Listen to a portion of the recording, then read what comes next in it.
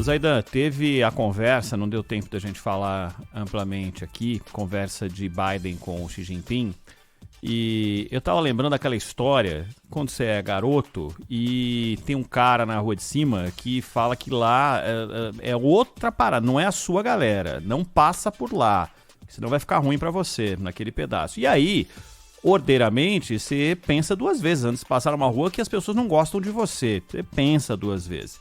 E o Xi Jinping, não é que ele falou da rua dele, mas é lógico que Taiwan é uma rua dele de verdade.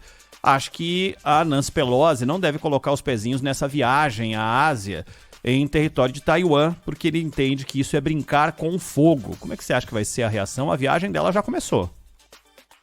Pois é, a equipe dela não confirma a passagem por Taiwan. É uma viagem à Ásia, então ela vai visitar alguns países e anunciou que iria a Taiwan.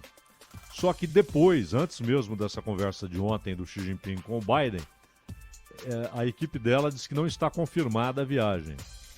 Agora, o Biden não pode proibi-la.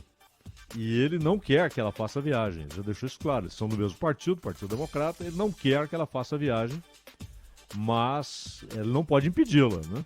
O pessoal do Departamento de Estado, que lida, pois, com diplomacia, também não quer. Estão dizendo que é um erro. Até porque é inútil. Se o Biden for a Taiwan, tem um significado. Se o Blinken, que é o secretário de Estado, for a Taiwan, tem um significado, porque ele é o chefe da diplomacia. Se for o Lloyd Austin, do Pentágono, tem um significado, porque ele é o chefe militar. Agora, a Nancy Pelosi não vai acrescentar coisa alguma à luta de Taiwan, não vai deixar Taiwan fortificada, fortalecida internacionalmente. Esse é um sinal que o Biden daria se fosse lá, o Blinken daria se fosse lá, mas não ela. Então, mesmo nos Estados Unidos e mesmo no Partido Democrata, muita gente está vendo como uma provocação pior, inútil, né? Que não vai ter nenhum efeito positivo, mas que fatalmente terá efeitos negativos. Então, o Xi Jinping, até porque essa é uma questão que a China considera inegociável e os Estados Unidos também. Foi uma lei aprovada pelo Congresso depois do Carter derrubar o tratado que havia desde os anos 50 de que Taiwan receberia proteção militar dos Estados Unidos. O Carter revogou esse tratado, porém depois o Congresso americano aprovou, em forma de lei, a obrigação dos Estados Unidos de protegerem militarmente Taiwan. Então os dois lados consideram isso inegociável. E os generais de Taiwan dizem que, para eles, a dúvida não é se a China vai invadir Taiwan, é quando. Tanto que eles dizem que talvez em 25, porque em 25 as perdas seriam menores.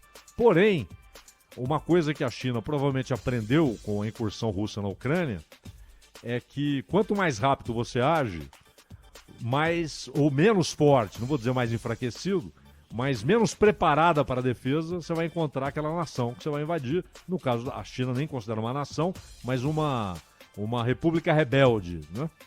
E aí, Ronald, nesse cenário muito complexo e difícil, que em algum momento vai dar barulho para valer, a Nancy Pelosi ir lá não acrescenta coisa alguma ao fortalecimento de Taiwan e é uma provocação que pode precipitar acontecimentos que talvez, se ela não for, demore um pouco mais para ocorrer, né?